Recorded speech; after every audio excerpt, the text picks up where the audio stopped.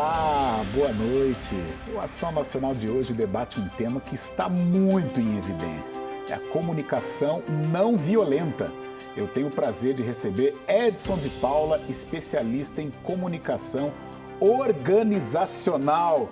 Edson, boa noite, seja muito bem-vindo e psicólogo também, né? Psicanalista. Psicanalista, tá bom. Especialista em comunicação e comportamento organizacional. E eu que agradeço o convite, Carlos. Tá certo.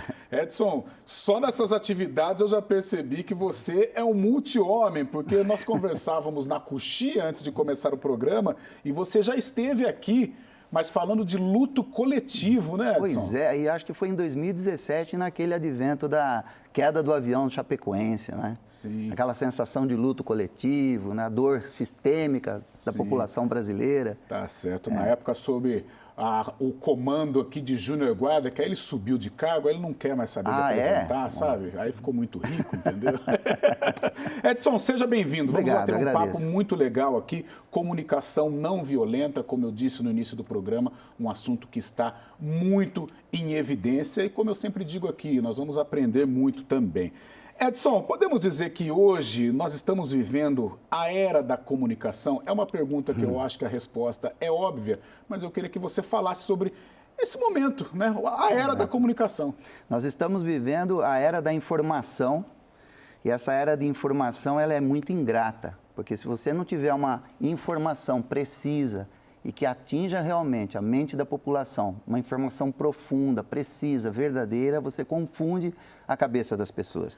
E o que nós estamos vendo aqui são distorções, ruídos enormes na comunicação, principalmente na comunicação midiática, nessa comunicação via internet, que é uma comunicação que a gente costuma dizer assim, sem muito filtro ainda.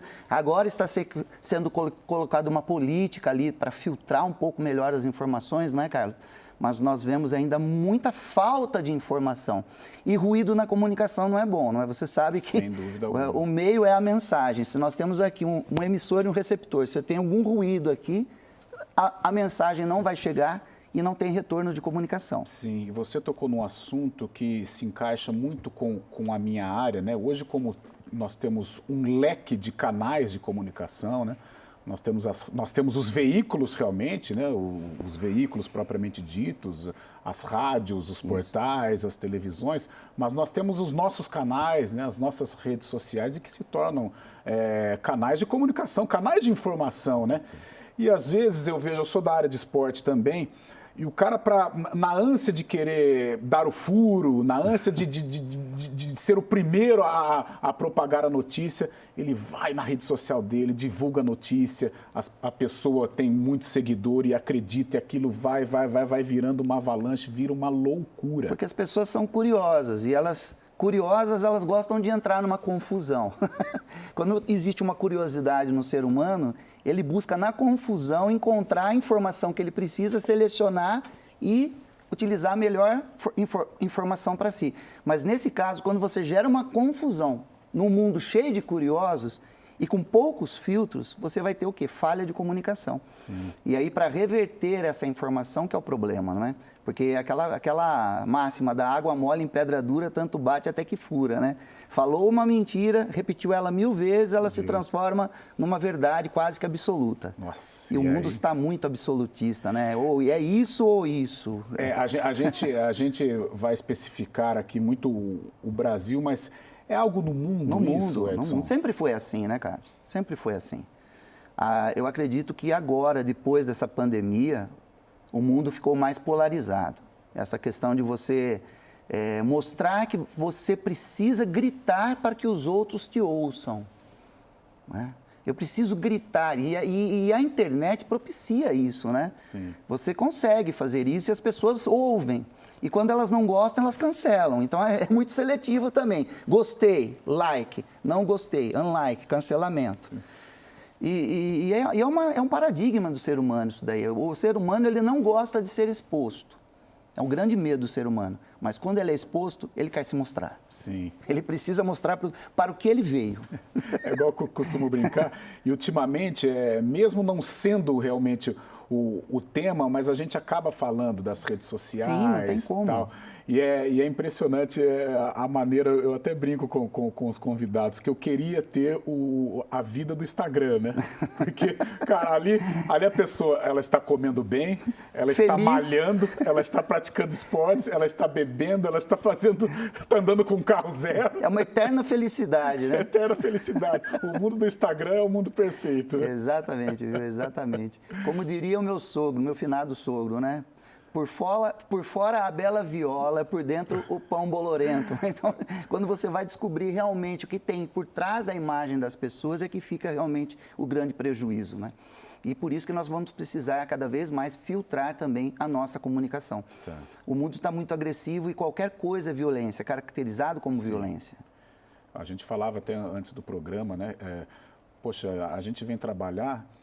E no trânsito, claro, o trânsito sempre foi violento, mas eu percebo as pessoas muito mais malucas, sabe? É uma coisa, o cara vem e qualquer coisa já buzina, não tem aquela tolerância, aquela calma, né? O respirar, o contar até 10, né? É impressionante. Em algum tempo atrás nós falávamos das pessoas que ficavam em cima do muro, né? Essa pessoa que fica em cima do muro não pode existir mais no mundo de hoje. Ou você tem que ir por um lado ou para o outro, né? Eu tenho que mostrar que eu sou realmente assertivo, vou lá e resolvo a parada e que eu não posso ficar passivo diante das situações. E muitas vezes você precisa dar um passo para trás para continuar seguindo, né? E essa questão do trânsito é muito acho que violenta. É o retrato do que é o mundo hoje, né? É o reflexo, né? O reflexo de tudo isso. Pegar até uma frase do Chorão, do Charlie Brown, uma pessoa em cima do muro não quer guerra com ninguém. Não quer guerra com ninguém, exato.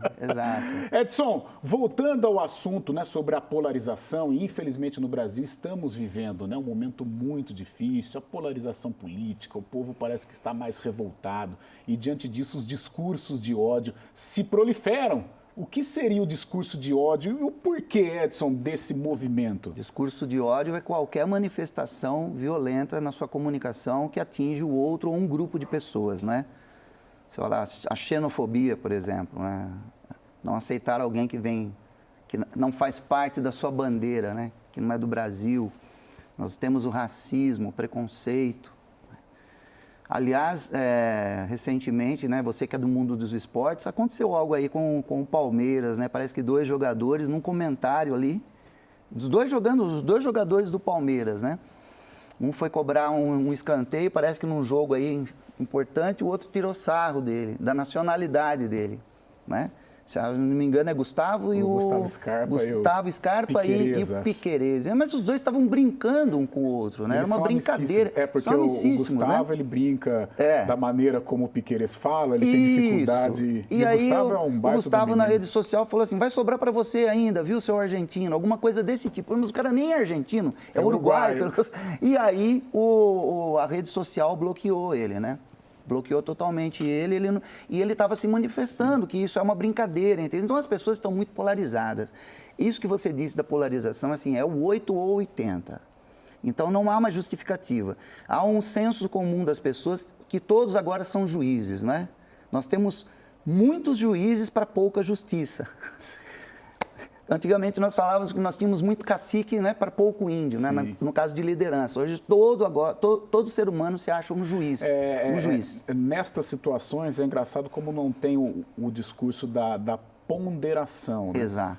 Por exemplo, a própria empresa, né, que foi lá e bloqueou o menino, ela não teve a ponderação de observar o conteúdo do vídeo, a maneira como que o Gustavo estava se expressando e a maneira como o Piquerez, que é uruguaio, estava recebendo. Exato, e os dois estavam brincando. Depois que você assistiu o vídeo, eu tive a curiosidade de ver. Né? Os dois estão brincando, são amigos, né? Então, assim, mas que tipo de brincadeira é essa que um ofende o outro? Peraí, a questão não é essa, a questão é que isso não é um filtro, um ruído para afastar o outro. Isso aproxima. Que já é um sintoma de... E o bloquear já é um sintoma de ódio partindo da dona da rede. Partindo de um julgamento, de uma pressuposição, né, de que isso vai afetar a rede social como um todo. Então, isso é muito importante também. Quando você criar filtros para a rede social, para que existam também avaliadores desses filtros, né? Eu não sei como é feito esse sistema, Carlos, mas eu acredito que deveria ter também um grupo que avaliasse cada questão. Água na fervura. Exato. Exato. Porque não pode colocar ali um robô que simplesmente identifica uma fala. fala. Aí o robô vai entender. Ele vai pegar aquilo lá, ipsis literis, essa fala aqui, então já está excluído. Exclui, bloqueia e você não pode se comunicar mais. Na verdade, deveria. Quem somos nós, né? Mas já estamos julgando aqui, mas esse eu acho que é um julgamento do bem, né? Porque deveria ter dentro da empresa um próprio comitê de avaliação, se cabe bloqueio ou não, analisar o vídeo. VAR, né? Vamos olhar agora aqui, vamos ver o VAR, né? Que é o vídeo, né? É o replay da jogada, né? Vamos ver o replay da jogada na comunicação dessas pessoas como está também.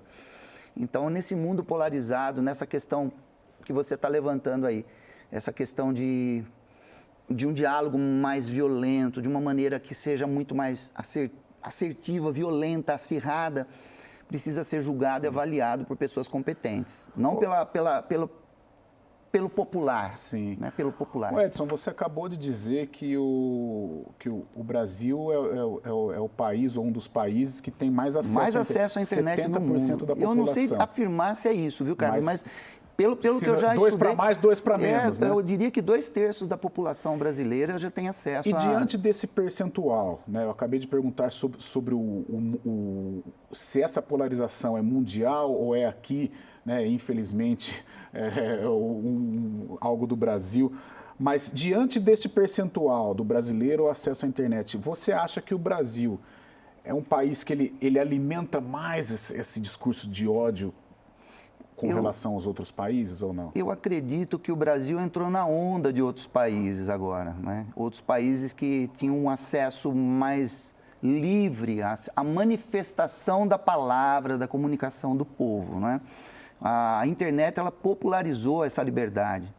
O grande ponto aqui é o senso de liberdade das pessoas, o valor que as pessoas dão à liberdade. Porque liberdade, para mim, é um conceito, é um valor, é um princípio. Para você pode ser outro, né? Então, a minha liberdade não pode jamais atingir a sua liberdade, o seu direito de expressão. Eu acredito que quando você fica totalmente livre para expressar a sua opinião, num canal público como a internet, numa mídia social que é totalmente livre, era totalmente livre até então. Agora está começando a ser um pouco mais cerceada, vamos analisar um pouco mais o que a gente coloca de conteúdo, tem esses robôs aí que avaliam o que você escreve. Eu mesmo um dia estava escrevendo algo, o robozinho veio lá, apontou para mim, Edson, não vai por esse caminho não, porque senão você vai ser bloqueado. Então eu já parei de escrever o que eu estava escrevendo, tive que refazer minha escrita. Então o sinal está sendo dado, Carlos. Agora, eu não afirmaria que o Brasil tem uma propensão maior de se expressar violentamente do que outros países. Eu acho que foi dada uma liberdade mundial para que as pessoas possam se expressar. E o que eu vejo, assim, é a interpretação de liberdade de cada pessoa. Porque quando nós falamos de democracia, a gente tem que entender o que é essa democracia que nós queremos, né? Sim. Democracia é uma liberdade de expressão, mas não é uma livre, mas sem nenhuma arbitrariedade, né? A democracia é o meu direito e o seu direito. Eu digo que na comunicação hoje é mais importante a dialética do que o diálogo.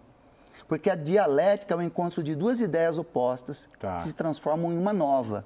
Isso é dialética. Nossa, eu posso continuar esse papo com você no próximo bloco? Claro. Então tá bom. Nós vamos para o intervalo do programa Ação Nacional. Estou sentindo que o papo vai ser muito legal. Já está sendo, é bem verdade, mas a gente vai pedir para a direção para aumentar um pouco mais aqui no nosso programa, diante desse papo muito bacana com o Edson de Paula, psicanalista especialista em comunicação organizacional. O intervalo é muito rápido.